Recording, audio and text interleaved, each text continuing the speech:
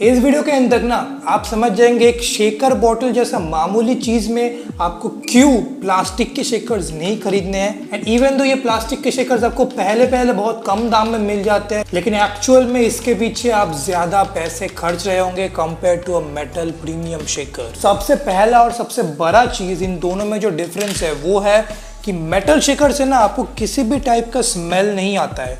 इस plastic shaker से भाई ओ माय गॉड, इससे जो गंदा स्मेल आता है भाई, आप लोगों को पता ही होगा।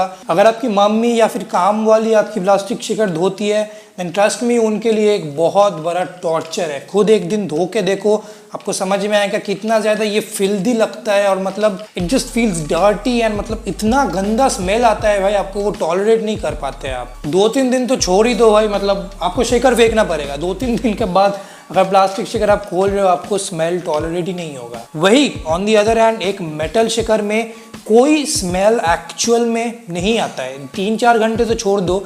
इस मेटल शेकर में मैंने फ्राइडे को एक शेक बनाया था, फिर सैटरडे संडे में धोना भूल गया, फिर नेक्स्ट मंडे को मैंने जब इसको खोला मैं एक्सपेक्ट कर रहा था कि काफ़ी गंदा स्मेल करने वाला है, बट टू माई सरप्राइज ये एकदम भी कुछ भी स्मेल नहीं कर रहा था। एकदम थोड़ा बहुत मामूली सा एक स्मेल था, बट वो मतलब इजीली टॉलरेबल था।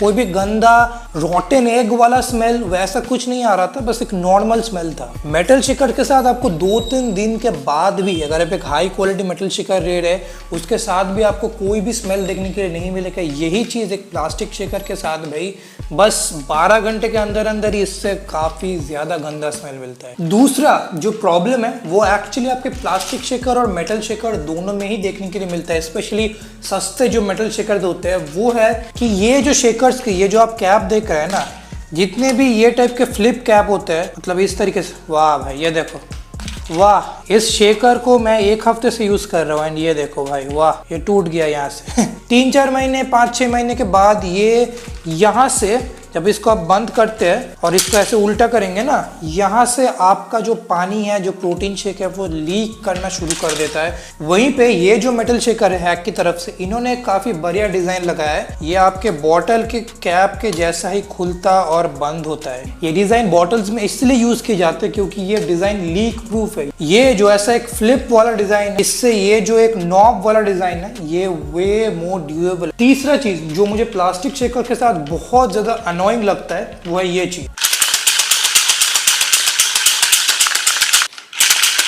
आप सोच सकते हैं अगर आप जिम में जा रहे हैं अपना प्रोटीन शेक लेके जा रहे हैं फिर ऐसा आवाज कर रहे हैं, सभी लोग आपको देख रहे हैं कि भाई क्या कर रहा है ये बंदा, तो इसकी वजह से होता है। ये बेसिकली एक मेटल का कोम्ब होता है जो प्लास्टिक शेकर के अंदर होता है। यही चीज पर्टिकुलरली हैक ने उनके मेटल शेकर के साथ एक काफी बढ़िया चीज किया है। मैं आपको दिखा देता हूँ। इसका अगर आप कैप खोलेंगे ये देखिए, इन्होंने ये जो स्प्रिंग कोम्ब का अटैचमेंट जो अंदर का स्प्रिंग कोम्ब है उसको कैप के साथ ही इंटीग्रेट कर दिया, जिसका मतलब है इसको अगर आप हिलाएंगे कोई साउंड नहीं आता क्योंकि ये कैप के साथ इंटीग्रेटेड है। This is actually very smart and ये काफी एक बढ़िया इनोवेशन है, राइट। चौथे पॉइंट में मैं प्लास्टिक शेकर्स का जो कार्सिनोजेनिक इफेक्ट है उसको डेफिनेटली हाईलाइट करूंगा भाई। इसको अगर आप डेली बेसिस पे यूज कर रहे हैं आपके शरीर में थोड़े छोटे माइक्रो प्लास्टिक्स आपके शरीर में जाते हैं जो आपको अभी शायद प्रॉब्लम ना दे, बट आपको पता नहीं 10-15 साल इन द फ्यूचर क्या प्रॉब्लम हो सकते हैं। मतलब इससे कैंसर होने का जो रिस्क है वो इंक्रीज हो जाता है। कैंसर होता है कि नहीं वो हम नहीं बोल सकते,